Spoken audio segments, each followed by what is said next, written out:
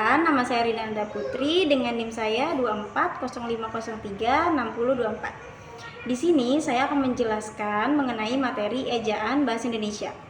Disimak baik-baik ya.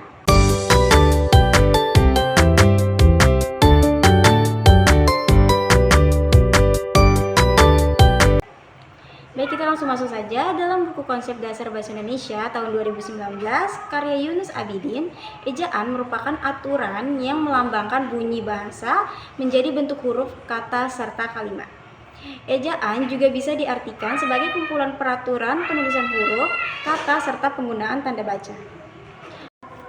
Mengutip dari buku esai penerapan ejaan bahasa Indonesia tahun 2022 karya Widya Fitriyantiwi, yang dimaksud ejaan adalah kaidah yang harus dipatuhi oleh pemakai bahasa supaya keteraturan dan keseragaman dalam penulisan bahasa Indonesia dapat tercapai. Baik, kita masuk ke fungsi ejaan nih.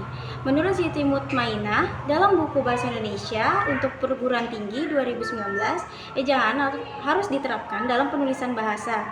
Ejaan memiliki sejumlah fungsi penting, yaitu landasan pembukuan tata bahasa. Penggunaan ejaan dalam penulisan bahasa akan membuat tata bahasa yang digunakan semakin baku. Terus ada landasan pembukuan kosakata serta istilah. Tidak hanya membuat tata bahasa semakin baku, ejaan juga membuat pemilihan kosakata dan istilah menjadi lebih baku. Penyaringan masuknya unsur bahasa lain ke bahasa Indonesia. Ejaan juga memiliki fungsi penting sebagai penyaring bahasa lain ke bahasa Indonesia, sehingga dalam penulisannya tidak akan menghilangkan makna aslinya. Membantu pemahaman pembacaan dalam mencerna informasi. Penggunaan ejaan akan membuat penulisan bahasa lain itu menjadi teratur. Hal ini membuat pembaca semakin mudah dalam memahami informasi yang disampaikan secara tertulis.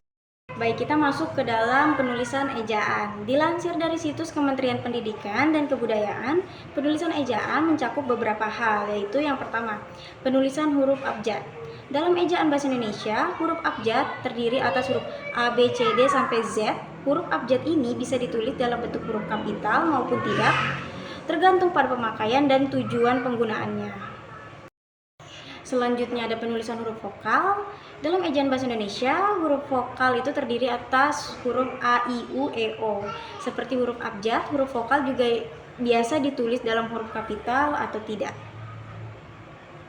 Terus ada penulisan huruf konsonan. Dalam ejaan bahasa Indonesia, huruf konsonan adalah huruf yang tidak termasuk huruf vokal, yakni B, C, D, F, G, H, J, K, L, M, N, P, Q, R, S, T, V, W, X, Y, Z. Penulisan kapital atau tidaknya juga tergantung dalam pemakaian dan tujuan penggunaannya. Selanjutnya ada penulisan huruf diftong. Dalam ejaan bahasa Indonesia, huruf diftong merupakan dua vokal yang diucapkan bersamaan. Huruf diftong terdiri atas I, O.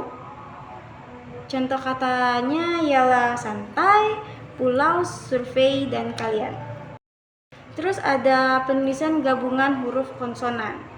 Dalam ejaan bahasa Indonesia, penulisan gabungan huruf konsonan berarti dua huruf konsonan dijadikan satu, seperti kah, nya, eng, contohnya ikhtisar, nyata, syarat. Nah, penulisan pemanggalan kata dalam ejaan bahasa Indonesia, pemanggalan kata sering dilakukan jika ada huruf vokal yang berurutan dan terletak di tengah kata. Pemanggalan dilakukan di antara kedua huruf vokal. Contoh katanya aula jika dipenggal menjadi aula. Ada huruf konsonan termasuk gabungan huruf konsonan di antara dua huruf vokal yang terletak di tengah kata. Baik guys, jadi segitu aja materi tentang ejaan bahasa Indonesia dari saya. Kurang lebihnya saya mohon maaf. Jika ada kesalahan saya menyampaikan materi, saya juga minta maaf. Jangan lupa kalian mempelajari tentang ejaan bahasa Indonesia itu lebih dalam lagi ya guys, karena itu sangat penting bagi kita untuk tahu tentang ejaan bahasa Indonesia itu sendiri, karena kita adalah orang Indonesia.